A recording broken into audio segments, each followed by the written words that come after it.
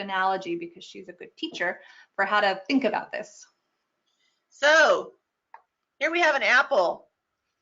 The atmosphere of the Earth is analogous to the skin of this apple. It is that thin in comparison to the overall Earth. So it is really, really, really thin.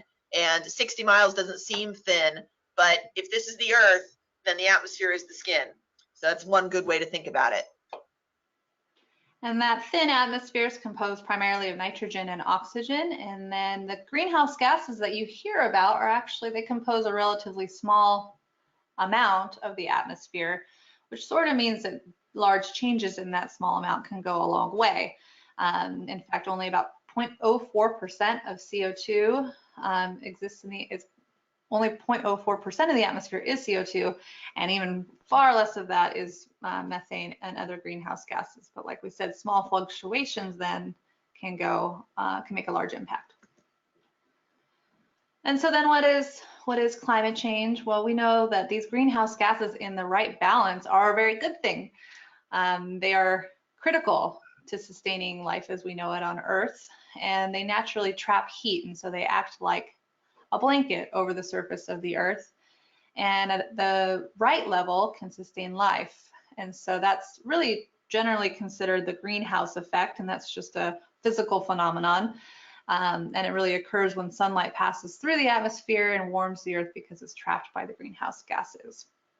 And so greenhouse effect in itself is a very good thing, and it has a role to play in climate change in that as you add more greenhouse gases to the mix, then you basically increase the level of that blanket trapping heat.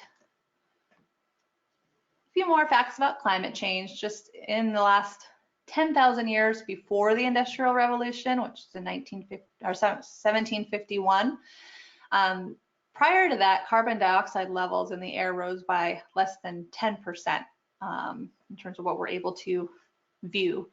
The atmospheric CO2 concentrations have increased more than 40% since pre-industrial times, from 280 parts per million to over 400 parts per million. And I think you all probably hear the news every time we hit a new record of over 400 parts per million. And that is higher than it has been in 800,000 years.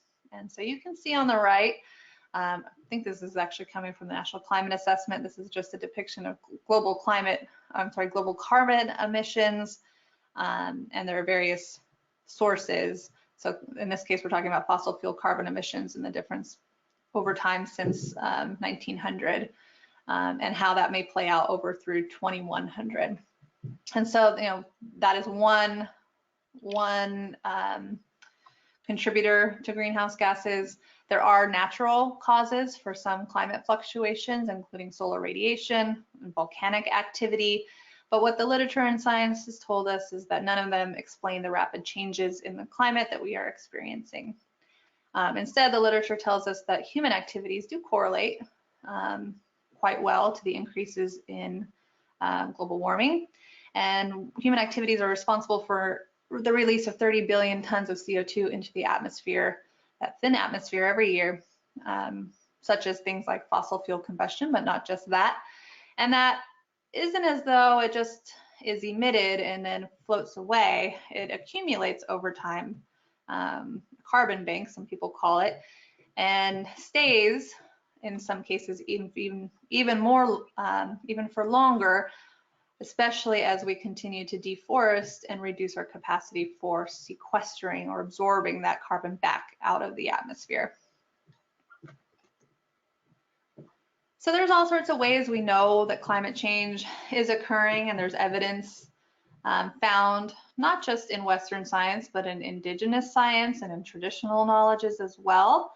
And so the experiences that tribes have had over the millennia of living on certain lands is extremely relevant, can help ground truth and even refine Western knowledge models and historical figures.